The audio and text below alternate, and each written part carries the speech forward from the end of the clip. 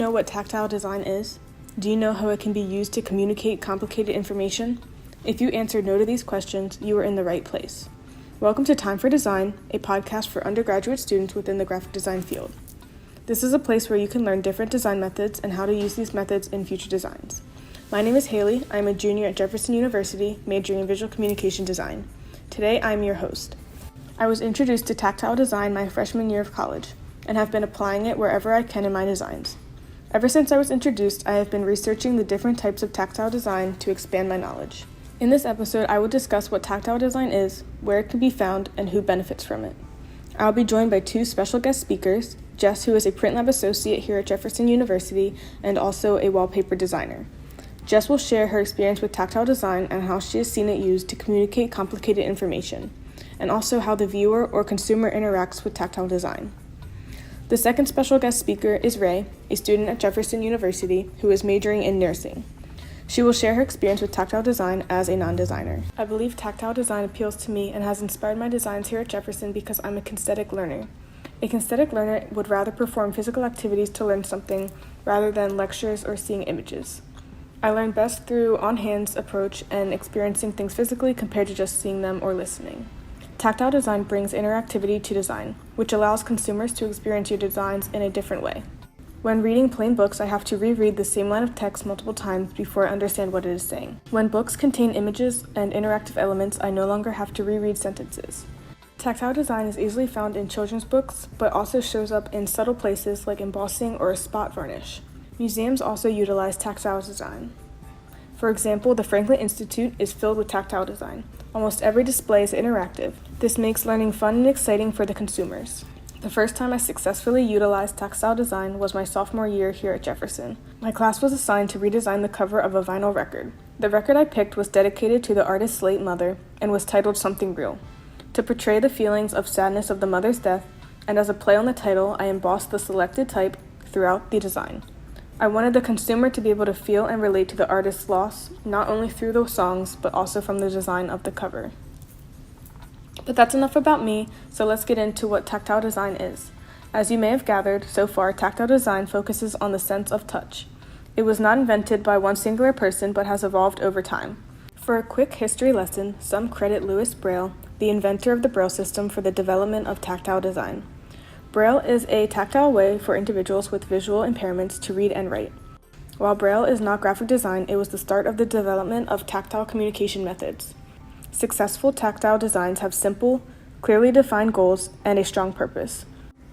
The future of design demands that we create experiences accessible to all regardless of physical abilities or impairments, and with tactile design, we can do just that. Tactile design can be found in many design settings. There are tactile graphics, printed textures and surfaces, interactive tactile elements, and Braille. Tactile graphics are when you create graphics or images that can be felt and interpreted through touch. This is commonly seen in educational materials, maps, and diagrams. During the printing process, textures and surfaces are used to convey information or enhance the aesthetic appeal of design. This can include embossing, engraving, or using a material with distinct textile qualities. Tactile design can even be used in digital platforms, which includes designing the objects or interfaces that respond to touch, giving a tactile interaction experience. And as I mentioned before, tactile design is used for accessibility purposes like Braille. There are many opportunities for you as a designer to implement tactile design into your next projects, especially projects for education, individuals with visual impairments, and wayfinding and navigation. You can design a book that will keep the attention of students with different learning types, or create a system to be more inclusive and accessible for everyone. Designs go much further than just paper. Today I am joined by a special guest speaker, Jess, who is a Print Lab associate and wallpaper designer here at Jefferson. She also got her master's at Jefferson in surface imaging. We will be talking about Jess's experience with tactile design and how it is used here in the Print Lab. So hello, Jess, and thank you for joining me today. Hi, Haley. Thank you for having me. First, I wanted to ask you, how long have you been working in the printing industry? I've been working in the printing industry since I graduated from Philadelphia University in 2016. Can you tell me about your experience with textile design? So I guess my background started in fine art and hand painting, and then from there I started to get interested in digital printing. I am always interested in adding more texture and embellishment to digital printing. Yeah, so I'm interested in adding more dimension to a flat surface through digital printing, whether it's embossing or printing clear over top of something, or whether it's screen printing, flocking. How have you seen tactile design being used by other designers? And this can be student projects or outsourced projects. Specifically in the lab here, we had a project working with visual communication design, where they were printing for visually impaired people. Instead of it being a visual thing, they were adding extra textures to their products to make it more accessible to people who are blind, which was a cool project to show how this technique works. So when you say textures, are you implying embossing? Yeah, embossing and to mimic the effect of Braille was so just layers of clear ink. With your experience in the printing industry, how has tactile design evolved, and what trends or developments do you foresee in the future? I guess within the printing industry and large format printing, there's been more trends that are highlighting like dimensional materials, like commercial wall coverings that have more dimension and not just a flat surface, like layers of printing, or with Mimaki specifically, they call it 2.5 printing.